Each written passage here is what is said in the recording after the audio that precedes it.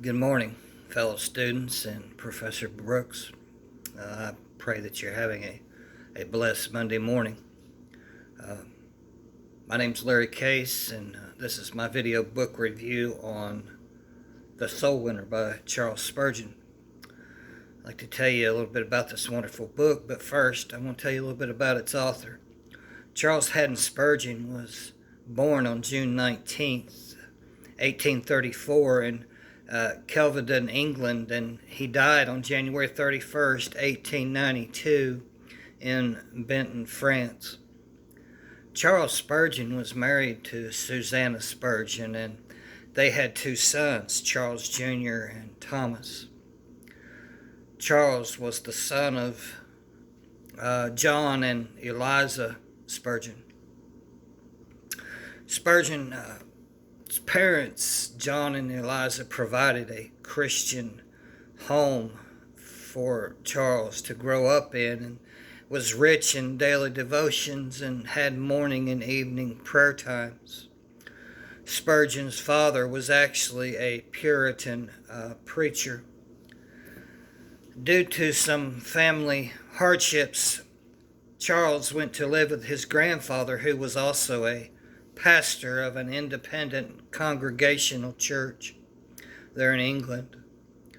Charles Haddon Spurgeon began his journey as a Christian on January the 6th, 1850, at the age of 15 years old, when he wandered into a primitive Methodist chapel during a snowstorm and heard a Methodist lay preacher used the scripture Isaiah 45:22 to bring Charles to faith. And this verse actually remained one of his favorite verses of scripture.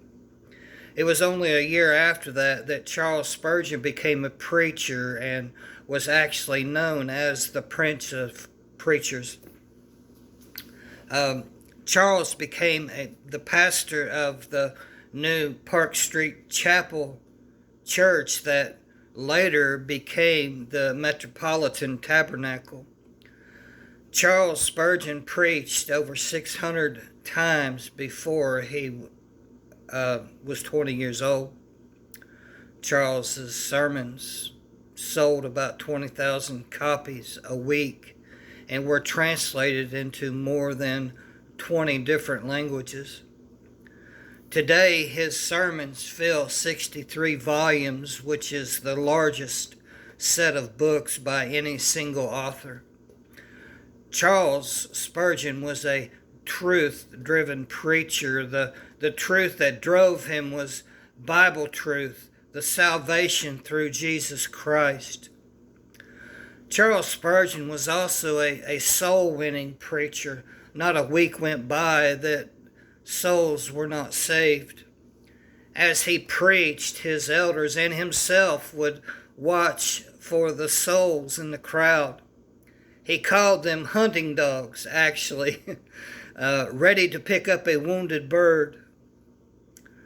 On one occasion, Charles Spurgeon said, and I quote, "I remember when I've preached at different times in the country and sometimes here, that my whole soul was agonizing over men.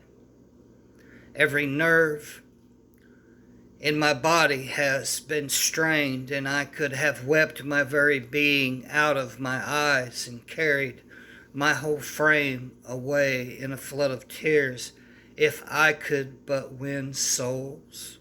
End quote. He was consumed with the salvation of men. And that's why this book, The Soul Winner, is a must-have for anyone who cares about the salvation of men. Now let me tell you a little bit about this wonderful book, but first I want to tell you what it is not. It is not a biography of Charles Spurgeon's life.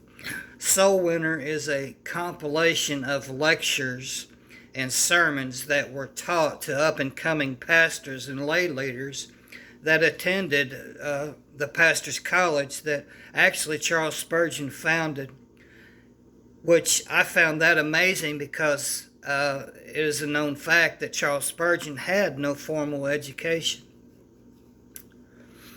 Spurgeon's main argument in this book is that the number one job of every believer is to win souls, and he reiterates that over and over. Soul winning is exactly what Spurgeon teaches in this book. This book could easily be used for an evangelism class. Spurgeon talks about God's part in salvation and man's part in the winning of souls.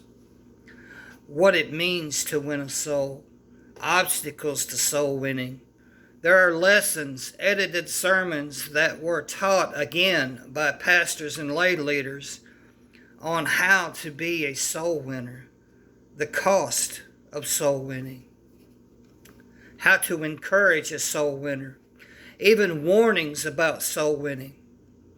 Virtually anything that you need to know about winning souls to Christ is in this book. Many tips and advices that Spurgeon used himself in his ministry is here from one of the greatest soul winners in church history. The only weakness that I actually found in this book is that even though it is rewritten for the modern reader and sentence structure was even updated, in the beginning I had a little trouble with the readability of the book. But by the time I got through the first chapter, I was able to get the rhythm of the writing, and I couldn't put it down.